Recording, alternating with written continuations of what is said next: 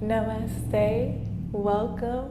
Thank you for joining. I am the Black Yogi Adi, and it is a pleasure to share this practice with you. Today, we'll talk a little bit about yoga in the BIPOC, that is the Black, Indigenous, People of Color community. And I want to just talk a little bit about some of the misconceptions and maybe have a perception discussion, right? So, what it looks like, feels like to practice yoga, who can practice yoga, why I practice yoga.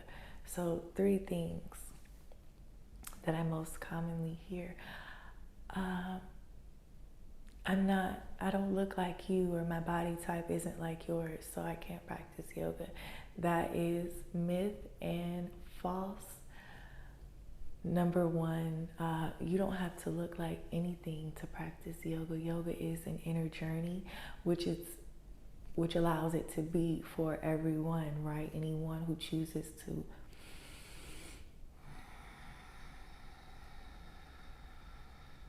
So the body type, the chanting and, Christianity and yoga, right? So just what I would say to that is to research and get to know, the things that you are chanting. If those things make you afraid in your spirit or in your soul, I offer you the experience to dive deeper into that fear, right? So if you maybe translated the words that are being chanted, you might understand that these are actually really good things that are being said and put forth into the world.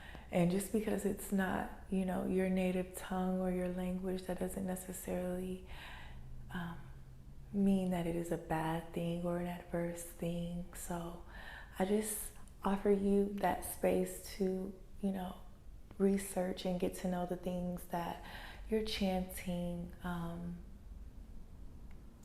and finally, why I practice yoga. So yoga isn't this field trip or, whatever. Yoga is a constant journey. It's not something that you get to in 1 day or 2 days or 3 days.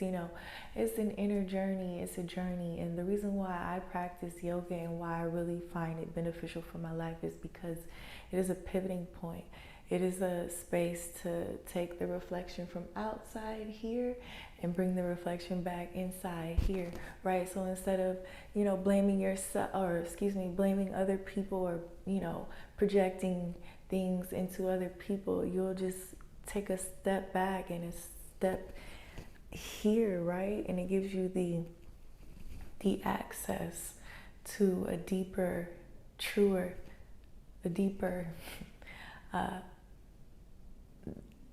authentic part of your being. It allows you to tap into that authentic space, right, of truth and of love and of divine power, right? So, when you're practicing these postures and you're breathing, this breath is meant to bring you back to the beginning, to the inner you, to the inner light. And so, you have to know that there is a lot of darkness in everyone, right? And so find your light.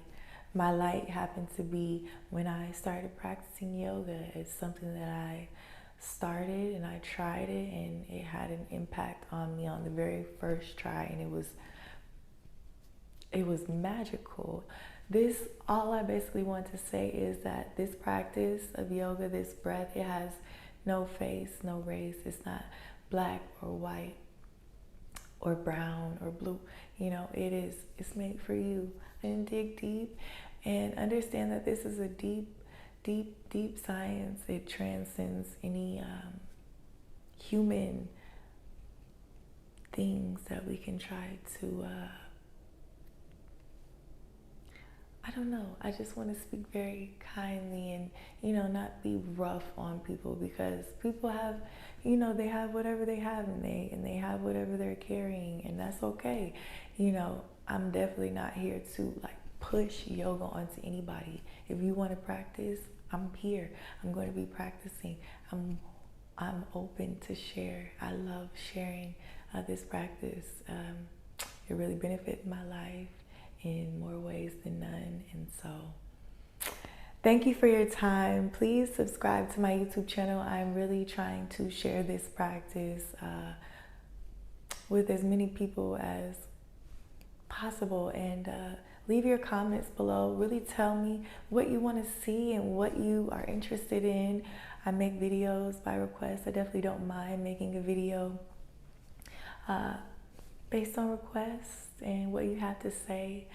Thank you for sharing your time with me on this 10th day of yoga. Namaste, which means the divine light in me recognizes the divine light inside of you.